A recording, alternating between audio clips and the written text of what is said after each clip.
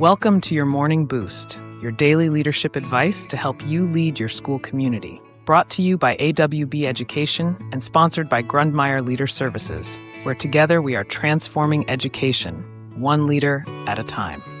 Good morning. Welcome to your Morning Boost. My name is Melissa Grinstead, and I'm the lead ESOL contributor at AWB Education. Back as your host today and looking forward to providing you a tip or trick today as you work towards your mission of serving EL-identified students. So today we are going to talk about long-term English learners that are often called LTELs. So these are kind of a group of ELs that we often overlook. They've been learning English for several years, often more than 5, yet they still haven't reached the proficiency levels expected for their grade. It's important to understand that this is not about intelligence. These students are capable, just as capable as their native English-speaking peers. Where their challenge lies is really in the fact that language acquisition is complex, and they may have specific needs that just haven't been fully addressed yet. So when we think about LTELs and the common challenges that they face, I think one of the biggest ones is simply that they're proficient enough to sort of fly under the radar and get by,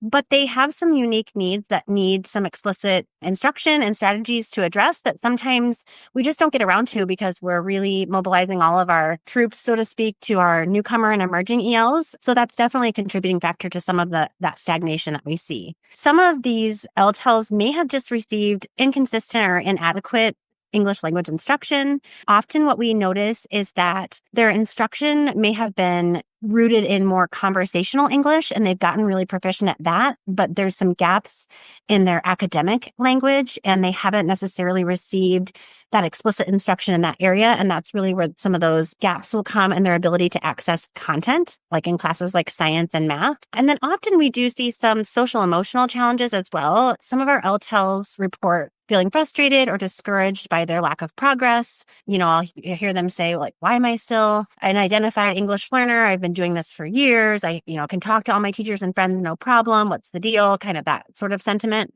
So they've got some unique challenges that they face. So when we think about how to best support our LTELs, I think, first of all, we don't necessarily identify them explicitly with any sort of formal assessment, right? We just know they've been an English learner for more than 5 years. They're an LTEL. But we really need to go beyond that and kind of dive into their specific language skills and identify where are their strengths, where are their weaknesses. Is there a specific domain that's holding them back? Where is the root of maybe their weakness that we can specifically target? And then finding that time and intentionality to provide that targeted instruction is going to be crucial. Often that's going to mean that they need explicit instruction in, like I said, that academic vocabulary. Maybe it's grammar or language structures, and that needs to happen alongside their content area instruction, right? And then on top of that, we need to continue to provide them that supportive and inclusive classroom environment where they feel that their needs are met and that they are encouraged and lifted up and ready to take on those challenges in the areas that they need to work on. I think just like any of our English learners, it's important not to discount the power in using visuals or realia to help our LTELs with some of those more abstract concepts. I think sometimes we assume that those strategies are just appropriate for emerging level or newcomer ELs, but all of our ELs, and I would argue all of our students, can benefit from some of that visual support as well, particularly when concepts are more abstract, right? I think we need to remember to use those sentence frames and graphic organizers whenever we're asking our LTELs to show us what they understand in writing. Sometimes it's just that barrier of how do I organize my writing, or how I know what I need to say, but I don't know how to start it. That kind of a feeling that impedes our LTELs from being able to show us what they know and understand. I think it can't be lost on us that those collaborative learning activities where students have the opportunities to interact with peers and practice their language skills as they're discussing content are going to be super powerful.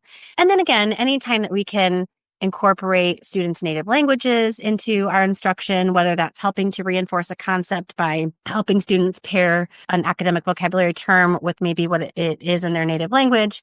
Anytime that we can leverage that, that's going to be super helpful as well. I think lastly, too, we can't discount that family piece is important. So we talked about that with our SLIFE students, right? But even with our LTELs, getting in contact with families, understanding their backgrounds, what are their hopes and their dreams for their kiddos? What challenges might they see that they're facing?